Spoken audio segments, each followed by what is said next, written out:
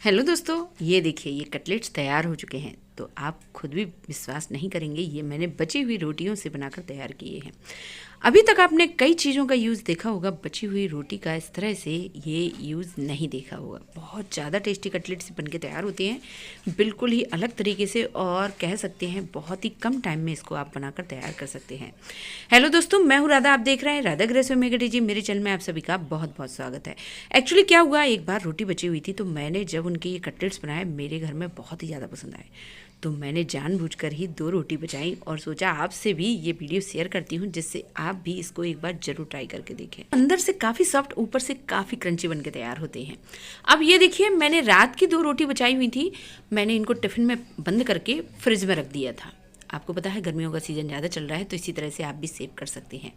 अब मैंने इनको तोड़ कर ले लिया है। सबसे पहले इनको आपको ग्राइंड करना है, तो इस तरह से ही आपको ग्राइंड कर लेना है। अगर आप इनको और भी ज़्यादा फाइन ग्राइंड कर सकते हैं तो और भी कर सकते हैं, मैंने इतना ही ग्राइंड किया है। बस अब कुछ नहीं करूँगी, इनको मैं इस तरह से ले लूँगी। ये इतना ज़्यादा अच्छा बन के तैयार होता है, हो ही नहीं सकता कि अब आप ये कटलेट्स ना बना कर देखें, वो भी बार बार। मैं भी कई बार बनाती रहती हूँ, तो इसीलिए मैंने सोचा चलिए आपसे भी शेयर करती हूँ। अब ये देखिए, मैंने एक छोटा ही चम्मच तेल लिया, उसमें राई के दाने डाल दिए। इसके बाद ही एक बड़ा साइज़ का प्याज लिया और इसको ग्रेट करके डाला है। आप चाहें तो स्लाइस में कट किया हुआ या बड़े बड़े टुकड़ों में कट करके ही इसको डालें, जिससे जो प्याज है ना वो मुंह में आए, बहुत ही अच्छा टेस्ट आता है। अब कुछ नहीं करूँगी, सिर्फ कह सकते हैं 1 ही मिनट तक मैं इसको चलाती रहूँगी। हल्का सा अगर आपको लगे कि प्याज ने जो पानी है ना पूरी तरह से, मतलब प्याज का पानी निकल चुका है, तो बस फिर टमाटर डाल दिया मैंने, एक बड़ा ही साइज़ का, और इसको भी मैंने स्लाइस में कट किया हुआ ही डाला है। थोड़ी देर तक ही मैं इसको चलाती रहूँगी, जिससे जो टमाटर है ना वो थोड़े से सॉफ्ट हो जाएँ।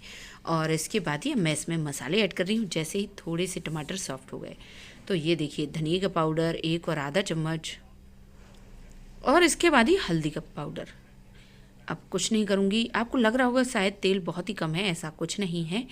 ये मैं गैस की फ्लेम स्लो टू मीडियम ही किए हुए हूँ, और इस तरह से मैं इसको हल्का सा सौते करती रहूँगी।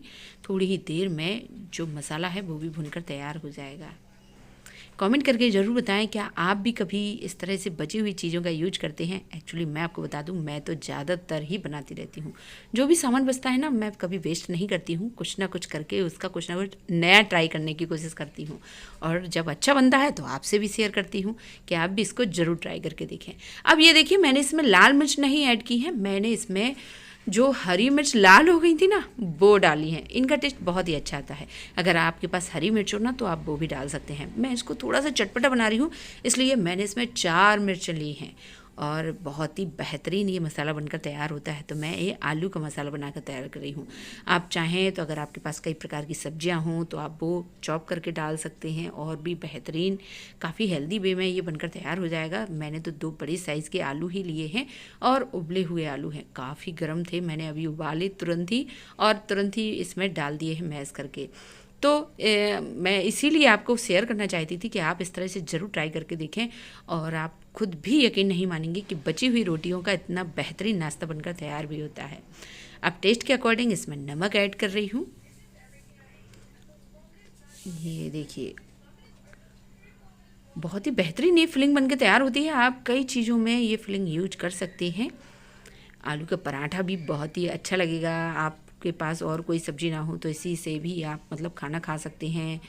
और आप पकौड़े वगैरह भी बनाना चाहें तो तब भी आप ये यूज कर सकते हैं। अब मैंने इसमें गरम मसाले का पाउडर डाल दिया है 1 और आधा चम्मच, और ये जीरावन पाउडर डाल रही हूँ 1 चम्मच।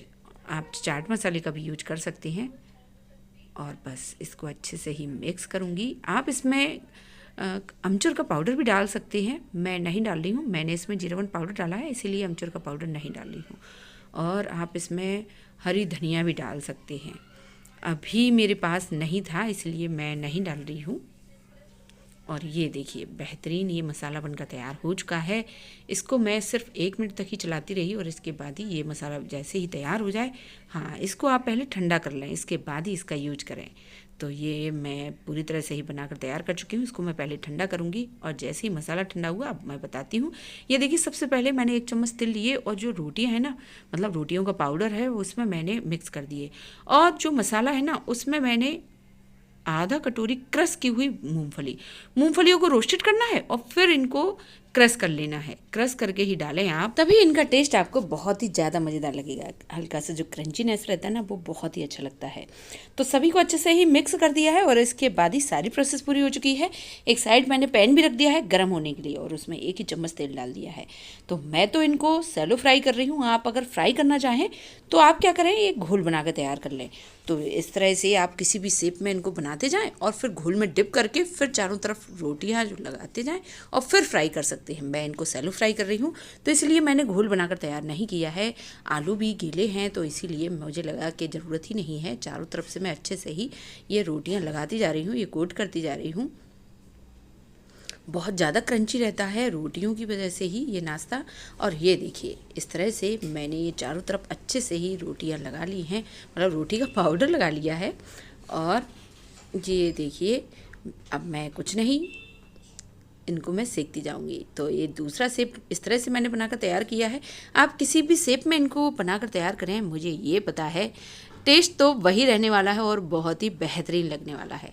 तो आप देख सकते हैं धीरे धीरे करके मैं इनको डालती जा रही हूँ और सेकती भी जा रही हूँ। थोड़ा सा तेल इनमें ऊपर से लगाती जा रही हूँ। आप अगर इनको बटर में सेकेंगे ना तो इनका टेस्ट और भी ज़्यादा बेहतरीन लगेगा। देख सकते हैं आप कितने ज़्यादा अच्छे लग रहे हैं। कोई देखकर तो बोल ही नहीं सकता कि ये बची हुई रोटियों से आपने बनाकर तैयार किए हैं। बहुत ज़्यादा सॉफ्ट हैं ये। इनको आप किसी के साथ सर्व करें या फिर इसी तरह से ही सर्व करें, ये मुझे पता है आपको बहुत ही बेहतरीन लगेंगे। तो धीरे धीरे करके मैं इनको मीडियम टू स्लो फ्लेम पर ही सेक कर तैयार करती जा रही हूँ। तो इस तरह से आप भी अपने घर पर एक बार ज़रूर ट्राई करके देखें। बची हुई रोटियों का इस तरह का नाश्ता तो आपने नहीं खाया होगा।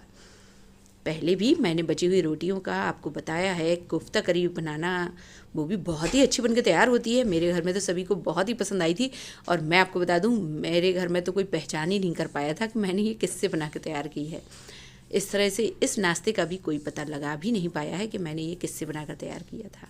तो ये देखिए इसी तरह से ही आपको गोल्डन होने तक इनको सेक कर तैयार करना है और गर्मा गर्म आप इनको सर्व करें। दोनों साइड में चेक करके फिर आपको दिखा रही हूँ। तो बस ये इस तरह से सेक कर तैयार हो चुकी हैं। मैं तो बना चुकी हूँ, आप भी इनको जब ट्राई करेंगे हो ही नहीं सकता है कि आपको ये पसंद ना आए। बहुत ही बेहतरीन ये नाश्ता बनकर तैयार होता है। जो बच्चे हुए बड़े सभी को काफ़ी पसंद भी आएगा। तो कुछ अलग ट्राई करना चाहते हैं वो भी बची हुई चीज़ों का इससे बेस्ट यूज़ तो हो ही नहीं सकता है। तो अगर आपको ये पसंद आते हैं तो चैनल को लाइक सब्सक्राइब और शेयर करना बिल्कुल भी ना भूलें। बेल आइकन से दबा दें जिससे आपको सारी वीडियोस टाइम टू टाइम मिलती रहे। कोई सजेशन हो तो ज़रूर दें और पूरा वीडियो देखने के लिए थैंक यू।